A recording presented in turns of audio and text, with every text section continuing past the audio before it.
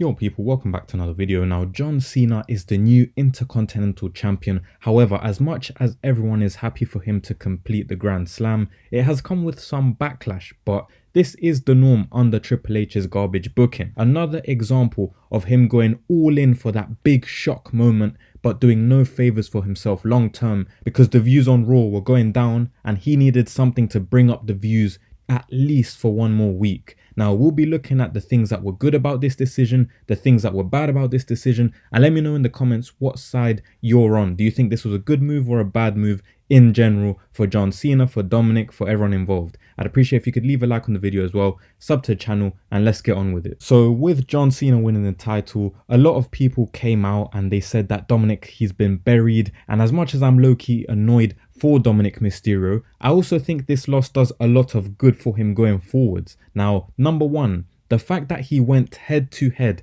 with John Cena is a massive thing for him and his career. If it ever goes up and reaches the levels that we know it could, then this would be one of the biggest catalysts in terms of him reaching success, entering that main event scene permanently, and all those things in the future. And not only did he go head to head with John Cena in the match, but also in a promo, which is pretty good for him in general. This whole segment, the match, everything, this had to be approved by the higher ups, by Triple H, by John Cena himself. So the fact that he's been acknowledged by legends, higher ups in the company, and this much has been given to him shows how much confidence that they have with Dominik Mysterio for him to face John Cena in Boston, which actually goes against this whole narrative that Dominik Mysterio has been buried. Another reason why this loss is good is because only John Cena could beat him for the title, and before losing the title he beat AJ Styles a couple of times, he beat Rusev, Penta, a couple of other people, and he went on a good run of opponents. It took John Cena to take the title off him,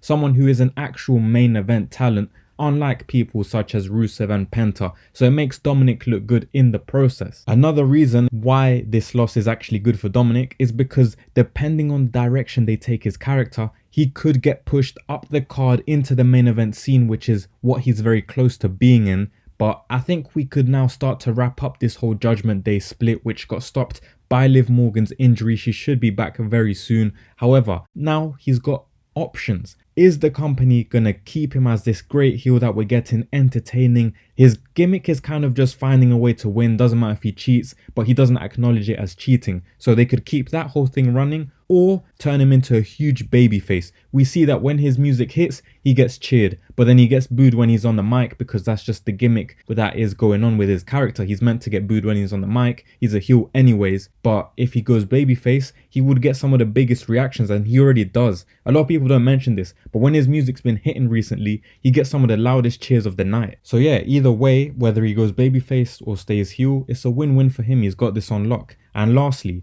this loss could help him overall in his quest to retiring John Cena while claiming back his Intercontinental title. It would have meant he had to win a whole tournament in order to win back his title on top of retiring John Cena. So it's like a 2-in-1 for Dominik Mysterio. That alone builds his character up going forwards, especially as a main event credible fighter and a heel, because whenever he cuts a promo, all he has to say is, "I retired John Cena," which would reignite the boos that he received back in his prime days in the Judgment Day, where he holds the mic, people are booing immediately, he can't even speak. So he would get those levels of heat if he just goes out there and says, "I retired John Cena," and then leaves. That would be crazy rage bait. Again, if he were to win that tournament and retire John Cena through cheating in every single match of the tournament in different ways, that would be elite heel work. If we saw things that we'd never seen before in terms of match fixing or doing some sort of cheating that we haven't seen before,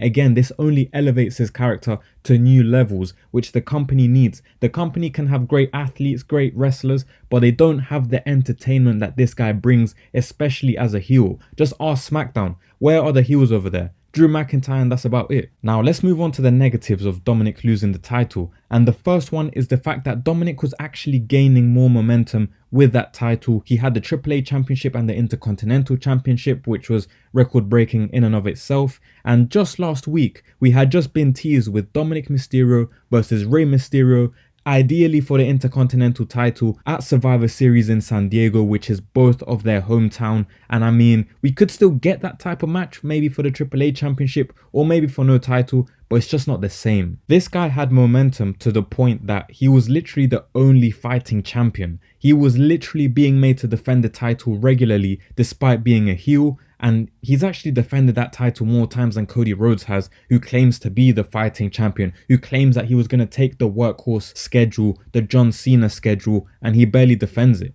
He gets forced to now because the views are going down and they need to find ways to make the whole show relevant. But before this last 2-3 weeks, he was never even showing up. So what are we doing here? I actually see a lot of people say that Dom's reign has been mid, but he's had memorable segments with people like AJ Styles, for example, and he's made segments more interesting just by being in it because of his character. And there's no denying that, yeah, he did suffer at times. There were dry patches throughout the reign, but it doesn't make the whole thing mid. Let's be real.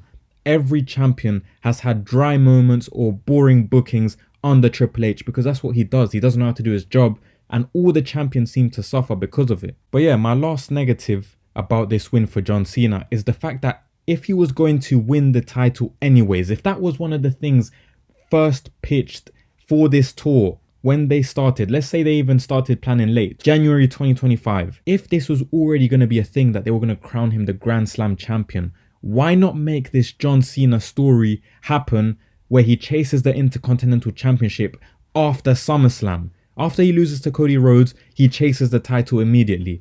Instead of that, we got to see some of the most pointless matches and waste of times. His match v Brock Lesnar, no one cared. Sami Zayn ended in a draw because Brock Lesnar interfered, no one cared. A match with Logan Paul, no one cares.